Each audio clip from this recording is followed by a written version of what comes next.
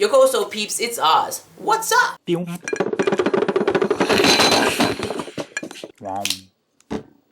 So today I'm going to talk about the 10 most embarrassing mistakes that I made in Japan. Number 10 is the way I opened my onigiri. Now if you don't know what an onigiri is, it's a rice ball, even though it's in the shape of a triangle. So I wanted to try it, so I went to the convenience store and I bought one. And unfortunately, this is how I opened it.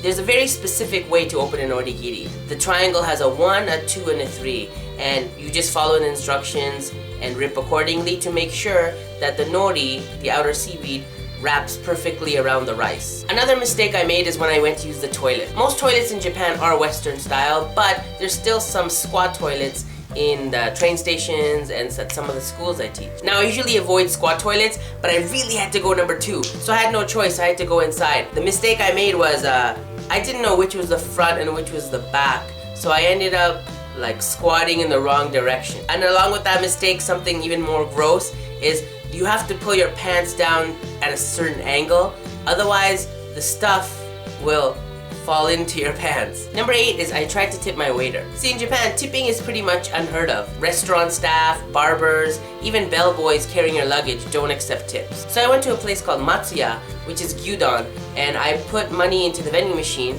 and I got the ticket, so I knew I didn't have to tip there, but then the waiter person kept bringing me my food and refilling my water and stuff, so I assumed it might be like a restaurant type thing. So as I was leaving, I left like 150 yen or something like on the counter and I walked out. 30 seconds later, a staff guy came running out saying, "Sumimasen, gyakusama, sumimasen!" And then he just came up and he gave me the 150 yen back in my hand and I was like, okay. Number 7 is a bit awkward. See, when I used to work at my old job, on my way to work there'd be a place called Paris Health Spa. And I assumed it was just like a regular gym, like Gold's Gym or Central Fitness or whatever. It's a spa. So I thought, okay, I'll go there, we'll go sign up, get a membership, maybe once a week or twice a week, go in, lift some weights for these babies right here. However, once I got inside, I realized it wasn't a health spa.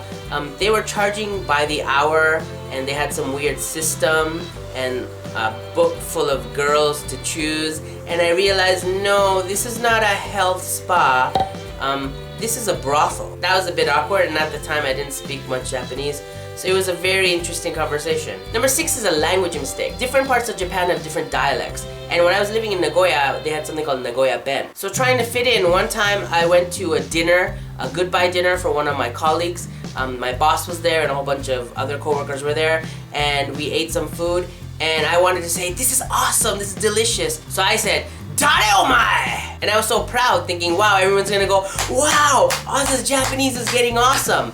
But instead, everyone just looked at me in shock. Instead of "dare omae," I said "dare omae," which means like, who the fuck are you? Number 5 is I wore a black tie at a wedding. So I went to my friend's wedding in this black suit and black tie, and everyone was giving me weird looks, but I thought it's just because I'm gaijin. But afterwards I found out that black ties are usually worn at funerals, and white ties are for weddings. Number 4 is another suit problem. When I was leaving Toronto to come to Japan, I didn't have any suits, so I went to a suit shop and I said, "Look, I'm going to be teaching English in Japan. Can you recommend a couple of suits?" And the staff guy said, "Sure," and he was showing me around. He's like, "Hey, this suit here, it's really popular in Asia, so maybe you should get that one."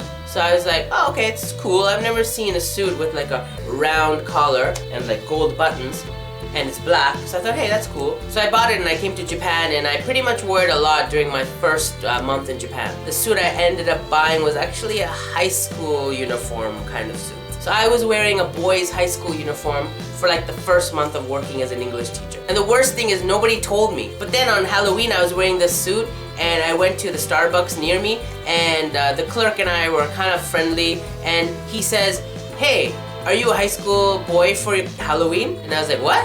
He's like, "Yeah, because you're wearing like a high school uniform." And that was really embarrassing.